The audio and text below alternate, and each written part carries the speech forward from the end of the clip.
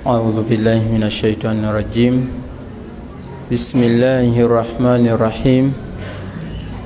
الحمد لله رب العالمين، والصلاة والسلام على رسول الله صلى الله عليه وسلم. amatendo amajjuvu gatenderezebwa n'owekitiibwa Allah tabaraka wa taala akyatuwangaziza nga tukyali balamu. Tumusaba asse ebyengera n'emirembe ku mukama waffe Nabi Muhammadi sallallahu alaihi wasallam. Lunaku olwaleero lwakuna, nga buli lwakuna tubeera ne poroguramu yaffe ey'okuddamu ebibuuzo ne Sheikh Abbas, Director wa Mukono Islamic Institute. Nabwe kityo alhamdulillah, insha Allah programu eyo tugenda kubeera nayo olwaleero. Tusaba wekitiibwa Allah tabaraka wa taala abeere nga ateeramu obwangu. Nga tetunnaba kugenda mu kibuuzo kisooka, insha Allah ngenda musaba asooke ababuuzeeko, oba oliawo abeereko n'ebigambo ebyenjawulo byabatuusaako, ate tulyoke tweyongereyo biidhni subhanahu wa ta'ala. إن الحمد لله نحمده ونستعينه ونستغفره، وصلوات الله وسلامه على سيدنا رسول الله صلى الله عليه وآله وسلم. أما بعد، أوصي نفسي وإياكم بتقوى الله عز وجل، وراقبوه مراقبة من يعلم أنه سوف يلقاه. أما تندى مرونجا مجفق الله تبارك وتعالى، تمتين لرزا الله، تمسبى الله سكساسي لك كنبي وفي محمد صلى الله عليه وآله وسلم. kutiro moyo gwange n'ejjammwe okutya Allah tabaraka wa taala n'okubeera ab'obuvunaanyizibwa ennyo ku nsonga ezikwatagana n'eddiini yaffe. Tuli mu mwezi gwa Ramadan. Nabbi waffe Muhammad sallallahu alayhi wa alihi wa sallam yatulaga nti Allah tabaraka wa taala yubahi bisaimina almalaika. Allah yeyagalira ku bamalayika, yewaanira ku bamalayika, yaftakhir olw'ebitonde by'abaddu beffe okubeera nga tusiiba. aballa bisifaati ku bamalayika Allah yeyagalira ku bo, naye Allah tabaraka wa taala waliwo ebintu by'abamalayika nga ebimu tusobola obbikola, nga okubeera nga tetujeemera Allah mu bintu ebingi, ng'okutendereza Allah tabaraka wa taala. Naddala mu mwezi guno gwa Ramadan, yusabbihuna bihamdi rabbihi la yafturun. Bamalayika ba Allah tabaraka wa taala batendereza Allah, tebakoowa. Naffe twali waddeyo ka sizoni nga kana ka Ramadan, omuntu okubeera nga la yafturu, la yastahsir, tafunamu bukoowu okutendereza Allah mu kusoma Quran. Tuli mwezi gwa dhikiri, mwezi gwa Quran. شهر رمضان الذي أنزل فيه القرآن هدى للناس. ومwezi gwa Ramadhani Allah tabaraka wa taala muyasiriza Quran bulungamu eri abantu. Al-Quran kulluhu huda wa bayyinatin min al-huda. Owekitiibwa Allah tabaraka wa taala mu Ramadhani muno mwagenda nnyonnyolera obulungamu bwaffe. faman shahida minkum ash-shahra falyasumuhu. Qur'ani Allah agenda nnyonnyola obulungamu bw'abantu. Muteekeddwa okukola bwe muti, muteekeddwa okukola bwe muti. N'ebirungi eby'amaanyi bye tulina mu mwezi guno gwa Ramadan ye muto okubeera nga yamna qalbahu okukola amazambi, okwekookinga, okwetendeka, nobeera ngaolekayo ebikyamu ebikolobero, nga bwowulira nga omutima gwoguwa habsu nafsi, omutima ogukuuma, okubeera nga tegulya, tegusemberera byakulya yadde nga biri halaali wabweru wa Ramadani, naye mu Ramadani Allah nagatta okukwatako. Wakadhalika shahawa, ebyobwagazi, kati n'omuntu asobola okugenda nga yetraininga mpola mpola. Kyova olaba Imamu al-Ghazali yega nti as-sawmu ala 3 maratibi, okusiiba kwawulwamu emiteeko 3. yegamba sawmu al-umum, waliwo okusiiba okwa bonna oba okuli aam okubuna, naga nti wa sawmu al-khusus, niwabeerawo okusiiba nga kuli special, naga nti wa sawmu al-khusus, ate okusiiba okwenkiza eri abantu ab'enkizo. Amma sawmu al-umum huwa alladhi yatadarraju alayhi ahkam ash-sharia, kweko okutambulirako amateeka ga sharia byetusomesa byonna ebya fiqhiya, umur al-fiqhiya, tambulira ku sawmu al-umum, kusiiba okubuna. Sawmu al-khusus ye muntu okubeera nga yudarribu nafsahu ala oba jawarihahu ala tariki al-maasi, ye muntu okubeera nga agenda akookinga omutima gwe okulekayo amazambi. Netubeera ne sawmu al-khususi al-khusus, an yuawida al-insanu qalbahu, ye muddu okubeera nga amanyiza omutima gwe an yataallaqa billahi amman siwa, okubeera nga gwekwatako Allah tabaraka wa taala ne gulekayo ne gusiiba ebitonde byonna ebirala. Egyo bayita sawmu al-khususi al-khusus inda al-Imam al-Ghazali alayhi rahmatullah. So omuntu alina okubeera omwesimbu eri Allah tabaraka wa taala, naddala mu mwezi guno gwaki ogwa Ramadan. Barakallahu fikum. wa fiika barakallah. Tusabawo ekitiibwa Allah tabaraka wa taala atugase n'ebigambo shekhe byasoose okubeera nga atutuusaako.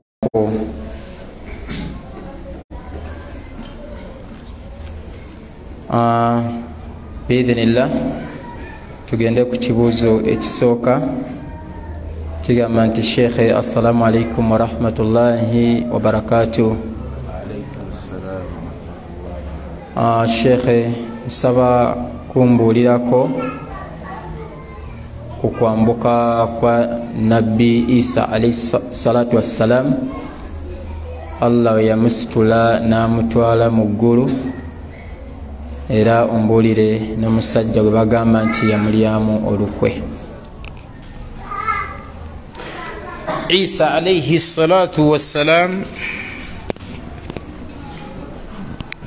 owekitiibwa nabbi waffe Muhammad sallallahu alayhi wa alihi wasallam, mu ebyo Allah bye yamussaako biraga nti rufi'a ila as-sama, lam yuqtal wa lam yuslab wa innama rafa'ahu Allahu ilayhi. Tebamutta tafanga, wa lam yuslab, era tebamubamba ku musaalaba ng'Abakristo bwe bagamba n'Abayudaaya. Wa innama rafa'ahu Allahu ilayhi, Allah yasitula musitule n'amutwala gyali. Wa qawlihim inna qatalna al-masiha Isa bin Maryam rasulallah, ebigambo byabwe bagamba batta Yesu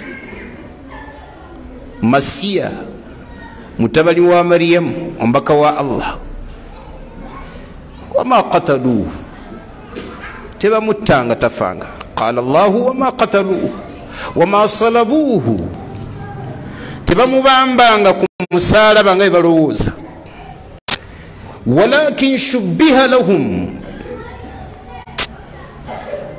mahallu lhiwar shubbiha lahum Allah yakwata kifaananyi kya muntu qala ibnu abbasi radiyallahu ta'ala anhu kama jaa fi lbidaya wannihaya ibnu abbasi yagamba baali abayigirizwa 12 mu nyumba we baali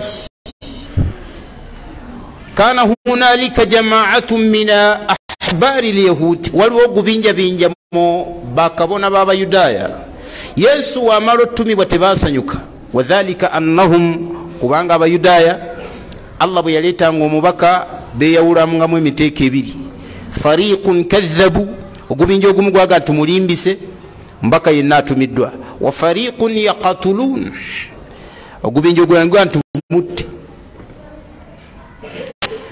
kati Isa alayhi salatu wassalam abayudaaya beekuŋŋaanya ogubinja ne bagenda eri abafuzi b'abaloma obufuzi bw'abaloma waliwo hakimu yali mu kiseera ekyo ne bamutuukirira ne baga nti mukimanyi nti Yesu yazze ate yeeyita nabbi wabula agenda kubeera wakabenje gye muli agenda bawaliriza okubeera nga muli wansi wa bufuzi bwe era agenda batwalako abantu bangi ne baga nti ffe tulaba ttibwe musajja n'abaga nti tutte omuntu atalina musango nabaga nti ffe twasoma ebitabo ebibaddewo emabega agenda bayisa bubi ne bawaliriza omusajja ng'ayina kutta Yesu amawulire ago gonna nga baagafuna bajja owekitiibwa Allah tabaraka wa taala n'agatuusa ku nabbi we Isa alayhi salatu wassalam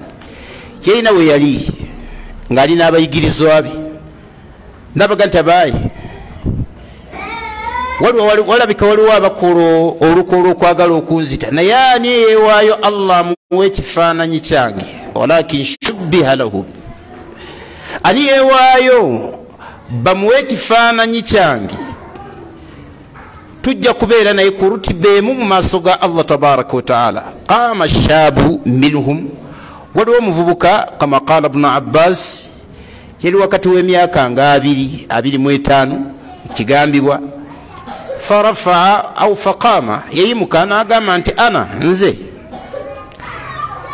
faqala lahu almasih Yesu n'amugamba nti ajilis tuula Yesu n'addamu n'abuuza nti ani yeewaayo bamuwe ekifaananyi kyake faqama nafsu shaabu nvubuka n'addamu n'ayimuka Yesu n'amugamba nti ajilis tuula Yesu n'addamu n'alangirira faqama nafsu shaabu nvubuka oyo yennyini n'ayimuka n'agamba nti idhan anta yeggwe kennyini owekitiibwa Allah n'amwambaza ekifaananyi kya Yesu kigambibwa ti Jibuliru alayhi salatu wassalamu mu kasolya wennyini awo yayisa we yawaganya n'ayisa Isa alayhi salatu wassalamu n'agenda abayigirizwa bano ne basigalawo n'omusajja oli ng'amaze okufuna ekifaananyi kya Yesu fahina idhin jaa'u wa hasaruuhu wa qataluuhu wa salabuuhu bajja mu kiseera kyennyininyini ekyo ne bakwata omuvubuka oyo ne bamuzingako ne bamutta ne bamubamba ne ku musaalaba kikyo Allah kyaga nti fama qataluuhu wama qataluuhu wama salabuuhu tebamuttanga Yesu si gwe batta wama salabuuhu tebamubambanga ku musaalaba walakin shubbiha lahum wa inna allazina ikhtalafu fihi lafi shakkin minhu n'abaliwo bennyini balina okubuusabuusa ku Isa bnu Maryam huwa allazi qutil gwe batta oba qatalu shakhsan ghayra abatta muntu mulala Allah ganti wama qataluuhu yaqinan ekituufu kiri nti Yesu tebamuttanga obujulizi obulala obulaga ekyo owekitiibwa Allah tabaraka wa taala agamba إذ قال الله يا عيسى إني متوفيك ورافعك إلي ومطهرك من الذين كفروا من الذين أوتوا الكتاب وجائل الذين اتبعوك فوق الذين كفروا. وكتب الله تبارك وتعالى قامنتي مكسيرة يقامبير مو يسو أوغانتي ويليا بامسالي لكاو وباما ولي لو قاموا الجراو يا عيسى إني متوفيك قال ابن عباس إني متوفيك إني منومك مكسيرة تنين كويبا سيرزام ورافعك إلي كسيتو لنكوليت جندي الله kitegezaaki nti Allah yasitula Yesu n'amutwala gyali. Waliwo omusajja kigambibwa eyalinga murakaba azzaayo amawulire yali omunnanfuusi gw'abadde ayogerako mu kibuuzo baali bamuyita Yahuudha al-Iskariyuti. Yahuudha al-Iskariyuti abamu ku bawali mbalaba nti oyo Allah gwe yayambaza n'ekifaananyi kya Yesu. Yahuudha al-Iskariyuti abamu bamuyita Yuda Iskariyuti n'erinnya lye baali bamuyita Yahuudha al-Iskariyuti. bwe batyo bwe bamwogerako mu bitabo byaffe ebya adiyani. barakallahu fikum jazakumullahu khair. وفيك بارك الله ما شاء الله. tusaba Allah atugase nabyo. Kibuuzo ekiddako tuyama nti Sheikh assalamu alaikum warahmatullahi wabarakatuh. Sheikh tusiibulukuka ddi tumanya ddi ti obudde obw'okusiibulukuka butuuse?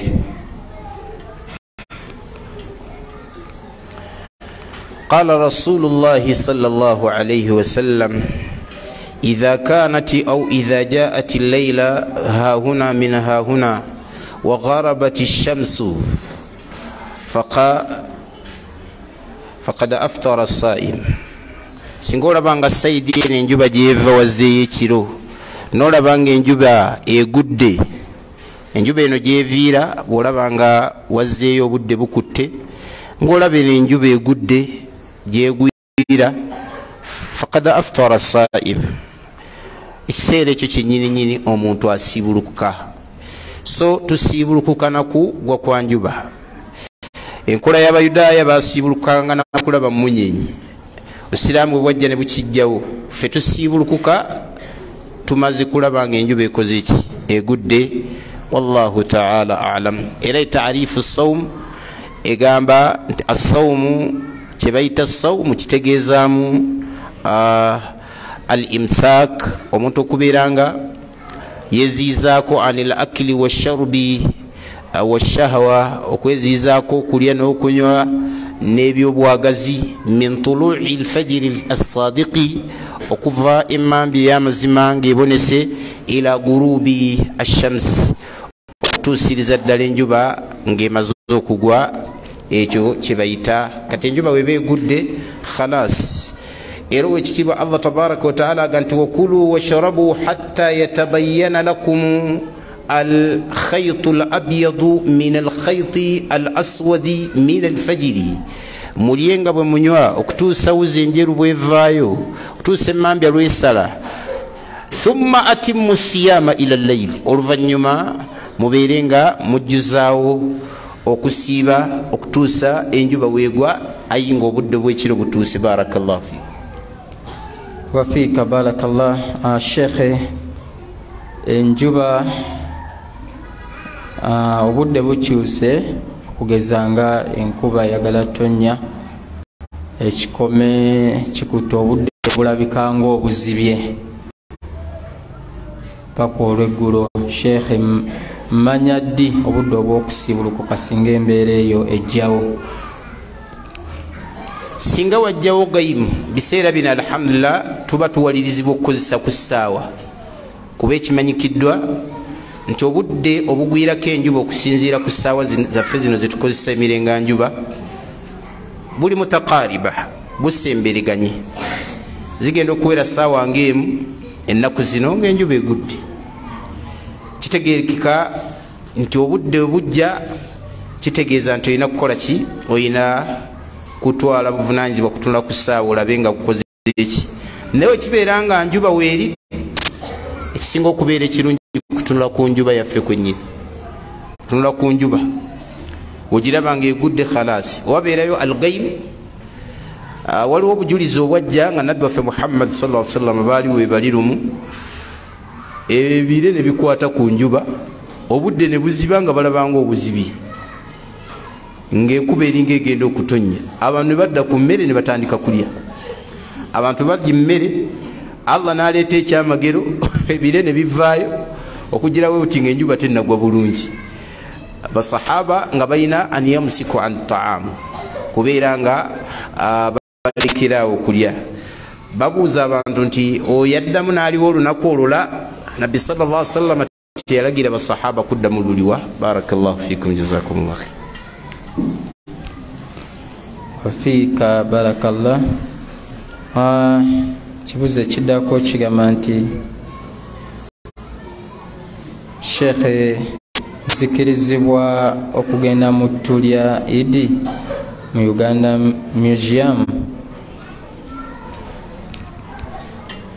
Museum gye bayita Ma'taf al-Ugandi al-Ma'taf oba museum teriyo bintu bizibu nti biri haramu okulabako wabula babeerawo bintu bibadde mu nsi mwe bakuumira ebintu ebikadde ebyobuwangwa by'ensi eyo oba ebintu ebizze bibeerawo mu ggwanga ebyenjawulo kati omuntu okugenda museum la basa bihi ebbanga gye wabala nga tewaliyo la yatarattabu alaihi muharramat kalmusiqiyat nga teriyo haramu nga kuba muziki teriyo kigaana muntu genda mu Uganda Museum wallahu ta'ala a'lam barakallahu fiika wa jazakallahu khaira ekibuzo ekiddako kigamba nti shekhe nsaba kumbuulira ku byafaayo bya Asma'u binti Abi Bakari. Asma binti Abi Bakari ukhtu Aisha. Asma muwala wa Abu Bakari muganda oba sister wa Aisha mama wa famanyikiddwa radiyallahu ta'ala anha. Wa Abu Bakari abuhu Abu Kuhafa. Abu Bakari tata we bali bamwita Abu Kuhafa. Asma yali asingako ku Aisha radiyallahu ta'ala anha emyaka nga 10 oba 10. Amakulu yali mukulu okusinga ku Aisha emyaka nga 10 n'okusoba 12 10 bwegityo. Abagamba nti gyali 10 sharp yali amusinga. Asma binti Abi Bakari radiyallahu ta'ala anha y'omu ku bakyala abamanyikiddwa ab'amaanyi mu ddiini. Asma binti Abi Bakari y'omu ku bakyala abamanyikiddwa amaanyi mu ddiini era y'omu ku baasooka okuyingira obusiraamu. Abawali mwe babala ennamba y'abaasooka okuyingira obusiraamu ogyeko Abu Bakari, Khadija, Zaidu bunu al-Haritha, Ali ibn Abi Talib, ngogyeko bana Abu Bakari be yajja nabo ba Uthman, ba Zubairi, ba Abdurrahman ibn Awfi, abantu nga 17 be basiramuka. Bwe baamala okusiramuka Asma n'asiramuka. Amakulu rutiba ya Asma binti Abi Bakari yali mu baasooka okusiramuka wa 17 oba 18 inda ba'd ahli al-ilm ilm at-tawarikh. Balaba nti y'omu ku basahabiya abakyala baasookera ddala okusiramuka okuyingira eddiini y'obusiraamu. Asma aliko ebyafaayo biwerako. Ekisookera ddala kyekyafaayo kya Abu Jahli. Abu Jahli bw'awulira nti nabbi waffe Muhammad sallallahu alaihi wasallam yatumiddwa yajja ewa Abu Bakari yasangayo Asma nga zze kunoonya nabbi Muhammad nti oba yeekweseeyo abeereko ne kyamukola. bwe yajjawo yasangawo Asma fasaalaha namugamba ayina waliduki tata waliruddawa fasakatat Asma nasirika bwasirika falatamaha namukuba oluyi Abu Jahli yamukuba hatta okutuusa bwe yamukolaki bwe yamugjamu omusaayi mu feesi ne earring gye yali atadde mu kutu alqirtu waliwo ka earring ke yali atadde mu kutu oluyi lwe bamukuba lwagijjamu neegwa n'eri Asma neyanywera n'atabeerako kuyongobera n'abeera munywevu mu maaso ga Abu Jahali omulabe wa Allah oyo paka Allah bwe yatwala omulabe we n'avaawo mu kiseera ekyo.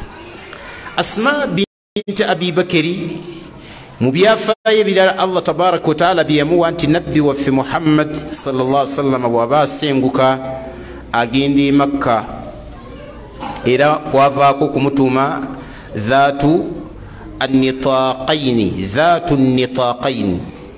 annitaq kibeera kiwuzi nga bwolaba ekyesibizibwa abantu kyebateeka muno muki ku gomesi yali akikozesa okusiba olugoye lwe Asma binti Abi Bakari ne lwaki bamutuuma dhaatu annitaqain nabbi sallallahu alayhi wasallam bwe yali asenguka okugenda e Makka yagenda ne kitaawe wa Asma gwe bayita Abu Bakari Siddiqi radiyallahu ta'ala anhuma.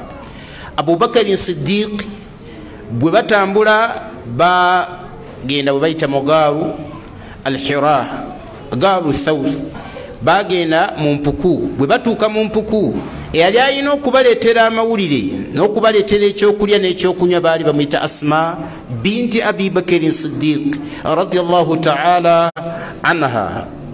Asma yatuukanga oluusi okuleeta emmere olwali lumu yayagala okuleeta emmere nga byagenda okusitula nabbi byagenda okulya mu mpuku n'Abu Bakari mu lugendo lwabwe n'ebyokunywa akadomola nga talina kyabisibisa badeeteranga amazzi mu idaawa kadomola bakakolanga mu ddiba naye nga talina byasibisa kadomola ako kebakola mu ddiba n'ekyokulya kyava shakati ila abiha nabga taata mutuufu siina muguwa gwe nsobola kusiba eno neeno kusobola kwetikka bintu bino namuga nti shaqi annitaq shaqihi nabga tikwata ekyesibizibwa ekyo kyosiba wakati kiyuzeemu nakiyuzamu ebitundu bibiri ekitundu ekimu nakisibisa ebyokunywa oba idaawa eri eyalimu ebyokunywa by'owekitiibwa nabbi waffe Muhammad sallallahu alaihi wasallam eringa wotakkaan naye nga bagikoze mu ddiba.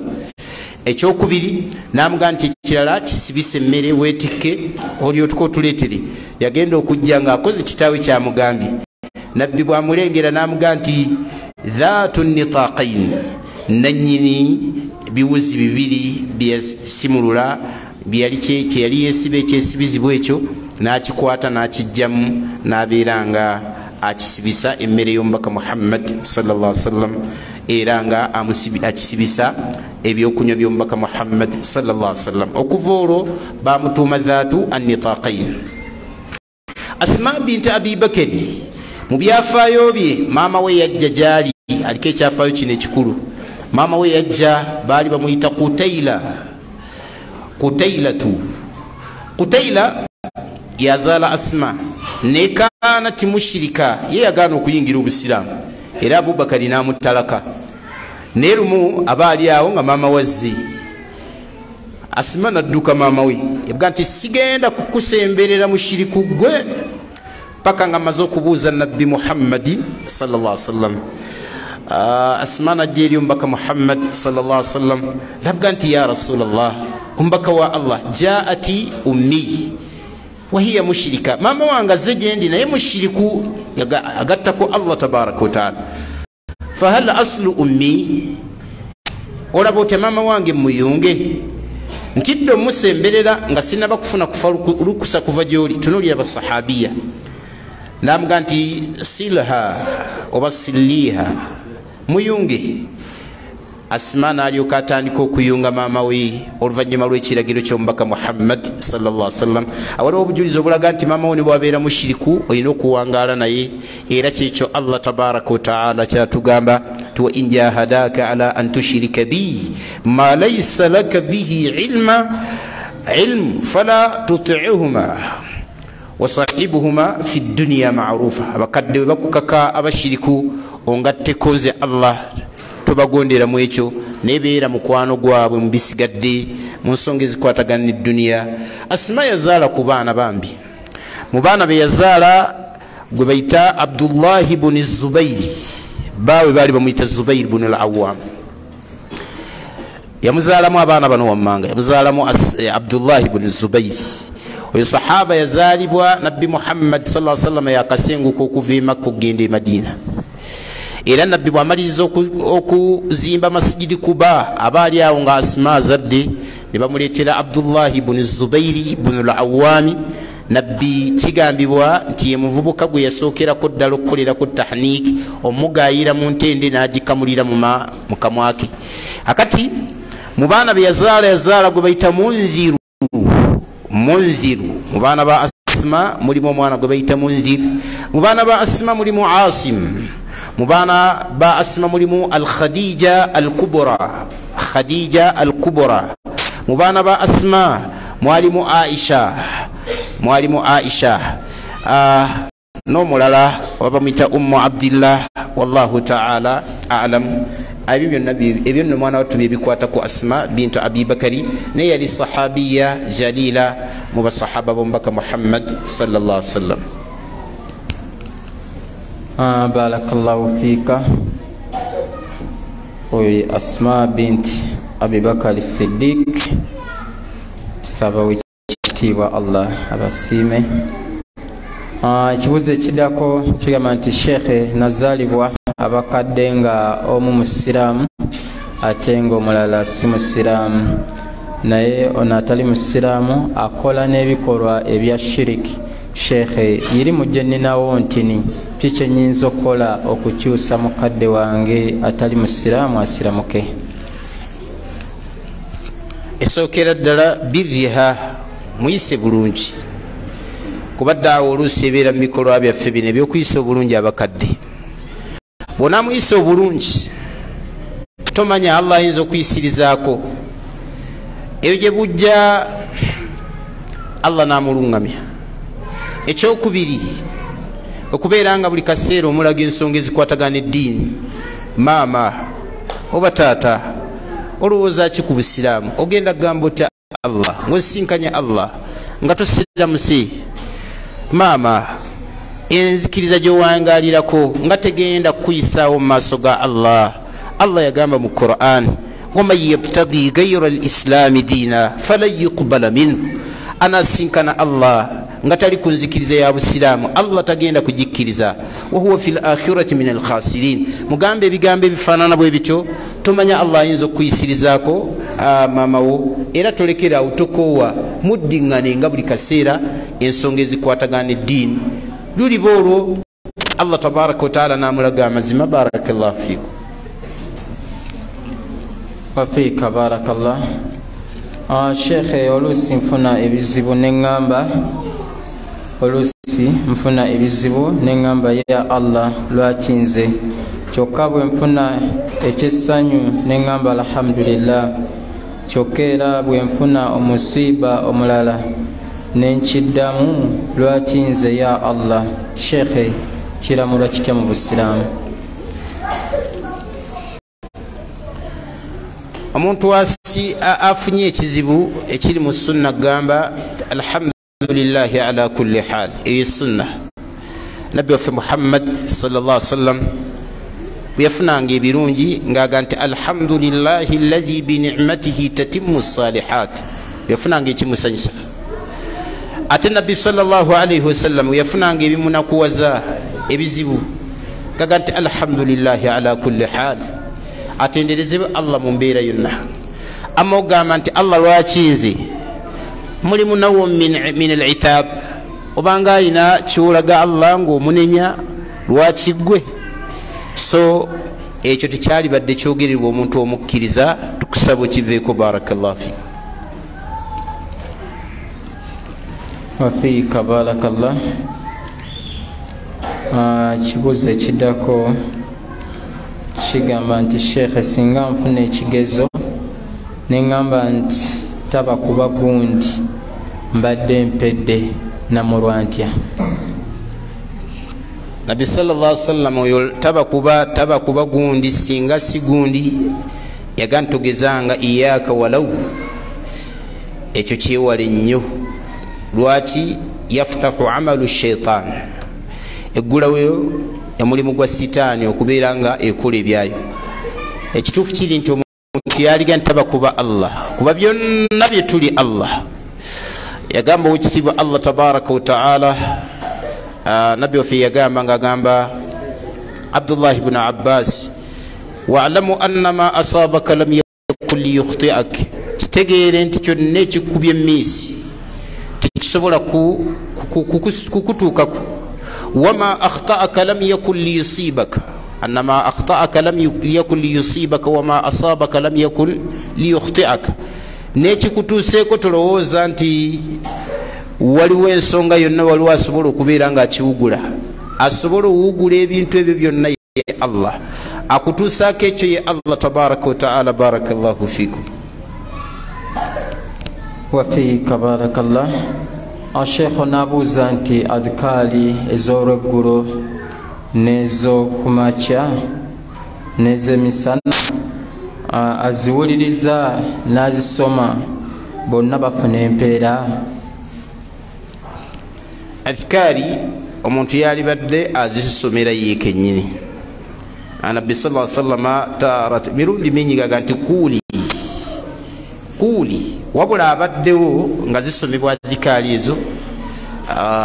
Qawmun la yashtaki, yana yayinza okubuukawo n'okusonyibwa kwa Allah tabaraka wa taala, nga bwe kyajja mu hadithi nga nabbi waffe Muhammad sallallahu alaihi wasallam nti agamba nti inna lillahi malaikatan sayyarata, Allah alina bamalayika abatambuzi, yajubbuuna turuqat, bagenda bayita mu bukubokubo, yastami'una oba yabhathuna an hilaki lilmi wa majalisa dhikri, banoonya awasomesebwa eddiini oba wasomerwa eddiini mu ddalasa nga zino, newe batendereza Allah wali adhikaali ng'ezo zisomerwa. Hatta idha wajadu hajatahum, paka wezituuka abantu basomera adhikaali ezo ziddayo eri Allah. Allah nazibuuza nti kaifa taraktum ibadi wa huwa alamu bihali ibadi, mu abaddu bange mubalese bali batya? Bamalayika baddamu taraknahum yusabbihunaka wa yuqaddisunaka wa yumajjidunaka wa yukabbirunaka wa yahmidunaka. Kakati bamalayika bagamba Allah nti bakusaba, bansaba ki? Tibakusaba ejjana, baali bagirabyeko tebagirabangako. Kyenjagalamu ku nkomerero, bamalayika ba Allah tabaraka wa taala, Allah baga nti ushhidukum bi anni kad gafartu lahum, abali mu zikiri omwo bonna mbasonyi. Qalat almalaika, bamalayika bagamba Allah tabaraka wa taala, ya rabbi minhum rajulun laysa fihim, olwo omusajja gwe tubulabyewo mu bo naye nga ye tali kubya zikiri, ali awo ali ku bibi, tatendereza Allah. Qala Allahu taala ushhidukum wa lahu kad gafartu, Allah baga nti ye naye mukoze ki? Musonyi. Qalat almalaika minhum rajulun ata bihi sabili, waliwazze nga ekimulese ye muyise wa kkubo, naye agenza okusanga nga abantu batendereza Allah naye naatuulawo. Qalat almalaika, qala Allahu taala, Allah gamba walahu kad gafartu, naye musonyi. Taqulu almalaika, bamalayika baddan bagamba Allah ti ya rabbana, mulezi waffe Allah, minhum rajulun khatta'u, mubbo mulimu omusajja mukolobeza akolebyo. Qala Allahu taala walahu kad gafartu hum qawmun la yashqa man jalasa oba jalisuhum, abo abantu boolaba abatendereza Allah, la yashqa jalisuhum, omuntu azze n'atuulako we bali tasobola kuviiramu awo. Kitegeeza ki? Nti buli otuula awantu nga batendereza Allah toviiramu awo. Kati tumuga nti afunamu, wabula asinga obulungi yoyo atenderezani Allah tabaraka wa taala. Barakallahu fi wafiika barakallah. kibuzo ekidirira ekisembayo biidhinillah kigamba ono ali Sudaani Kizito ali Sudaani abuuza Sheikh omusalafu kyeki omusalafu kiva mu kigambo as-salafu was-salafu kullu man jaa qablana sama salaf kullu man jaa qablaka salaf buli yenna yajja nga tonnaba kujja mu lulimi tumuyita salaf ate mateeka ga sharia hum sadru hadhihi al-umma kibayita as-salafiyya yentandiko ya umminu min as-sahaba okuva ku basahaba wattabi'in naba bagoberera basahaba waman sara ala nahjihim nabatambulira mu bufu bwabo ila qiyami saa okutusiriza ddala Allah wagenda okuyimirizaawo esikiyama ng'abantu batambulira ku bufu bwabo abatusokawo basahaba yusamma salaf oyo tumuyita musalaf kati salafiyatu tutegeezaamu abo abantu abatusokawo mu bulongoofu muno n'enkola gye baaliko buli agigoberera n'atambulira ku minhaji yaabwe as-salafiyatu minhajun wala tamadhhab kibayita as-salafiyya ebeera system tibau oba al-imanu bikitabillah wa sunnati nabiyyi sallallahu alaihi wasallam ala fahmi salafi al-umma ala fahmi sahaba okubeera nga Qur'ani tugikolerako era tugyesomesa tugikiririzaamu ne sunna z'omubaka Muhammad sallallahu alaihi wasallam naye si ku ntegeera yaffe okusinziira ku ntegeera y'abasahaba batusookawo ekyo bayita as-salafiyya minhaj system naye si kugamba nti nina amadhaabu gagundi gengoberera amadhaabu tugobererayo birungi bituufu ebikyamu muyula tetubigoberera enkola y'abasalafu abatusooka kivula abagambanga la tattabi'uni temungoberera Ahmad ibn Hanbal wala tattabi'u Shafi'i temugoberera Shafi'i wala tattabi'u Awza'i temugoberera Awza'i wa khudhu min haythu akhadhu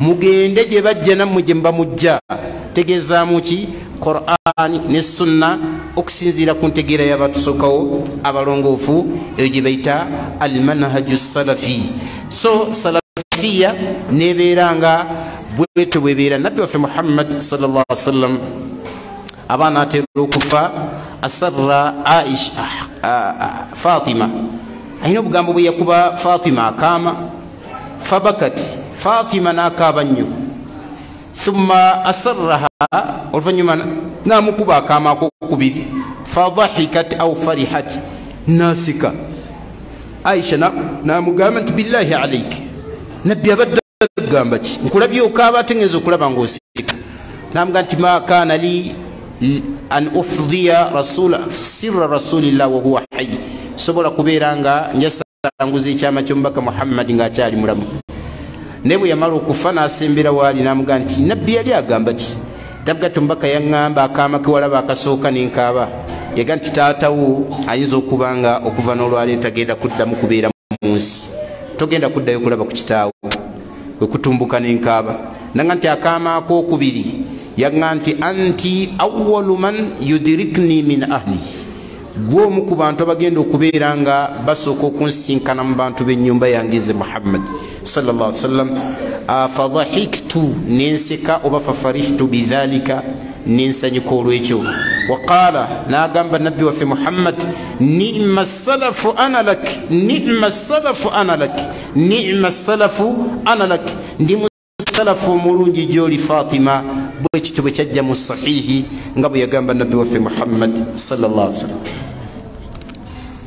Barakallahu fiika. Ekibuuzo ekisembayo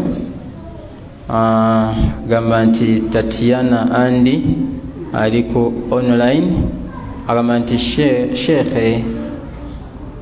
Sheikh ntuuse okufumbirwa wabula nina omusiraamu anjogereza era nga mu butuufu ali ready to meet my parents kyokka ate nze mpulira njagala kweyongerayo n'emisomo gyange with a course taking 4 to 5 years. Sheikh nsaba kumpa ku magezi. Allahu akbar.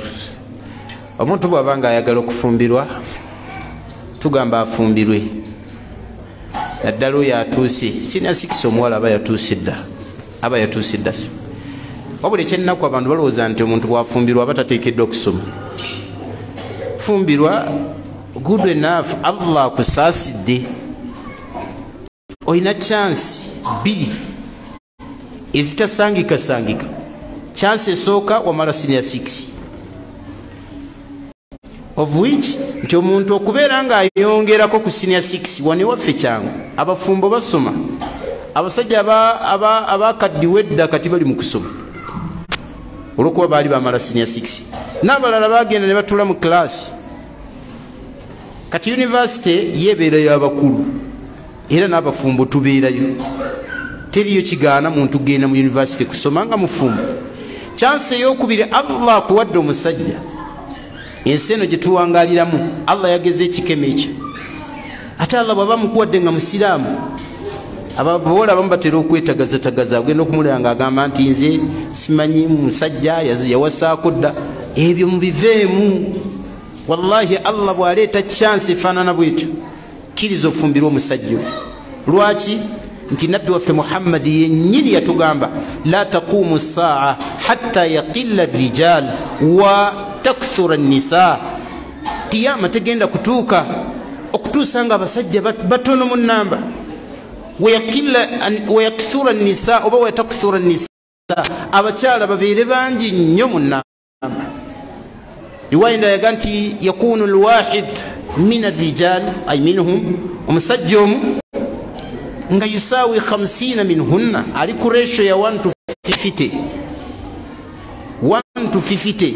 Omusajja omu ng'osanga abakyala 50. Kiki tugenda okukola? Kwe kubeera nga tukendezaako ku bwononefu obuyinza okubeera mu ggwanga. Abakyala kye bajja okukola kuteekawo mbeera yakulaba nti abasajja bagenda babagule. Okujjawo ekyo ffe tuga nti bafumbire obufumbire. So chance bwe banga ogifunye tetumanyi bijja mu maaso, Allah yamanyi. Bw'oba ogifunye genda weefumbirirwe, toteekawo hajizi yonna mbwate ngenda kusoma dda. Genda ofumbirwe, ojja kuva mu kubufumbo nga bw'ogenda osoma. Wano nno wenkuutira abazadde, omwana wo bw'abanga afunye omusajja, ekyo tekikugjaako buvunaanyizibwa ng'omuzadde ga nti kiwedde sijja kuweerera. Bw'olaba nga bbaawe tasobola kuteekamu kuweerera, weerera omwana wo olwalaavu gy'olina eri omwana wo. Kiba kitegeeza nti omwana wo wejjako bwejja, weerera omwana wo. Bw'olaba nga bbaawe yeesobola ayambeko biizinillahi taala. Bw'atyo omuzadde omulungi nabbi waffe Muhammad sallallahu alaihi wasallam teyalekangayo obuvunaanyizibwa bwe eri omwana we, hatta ne bwe yafumbirwe wa Ali ibn Abi Talib ng'omulaba abalumba n'atuula n'awuliriza ebibaluma. Ekyomukisa omulungi aba azadde na babiri n'owuliriza eno n'eno. Kati omwana we bw'abanga ayagala okweyongerayo okusoma, muleke yeyongereyo okusoma. Wallahu ta'ala a'lam. Barakallahu fikum, jazakumullah. وفيك بارك الله فيكم وجزاكم الله خيرا. tusaba w'ekitiibwa Allah tabaraka wa taala atugase n'ebyo byetujjukanyiza olwaleero. Akaseera ke tumaze wano tumusaba abeere nga atusasula empeera esinga okuba ennungi fi dunya wal akhira. So tetugenda ssukkawo ebibuuzo ebisigadde inshallah byetujja otandika nabyo omulundi omulala. wa barakallahu fikum. Assalamu alaikum wa rahmatullahi wa barakatuh.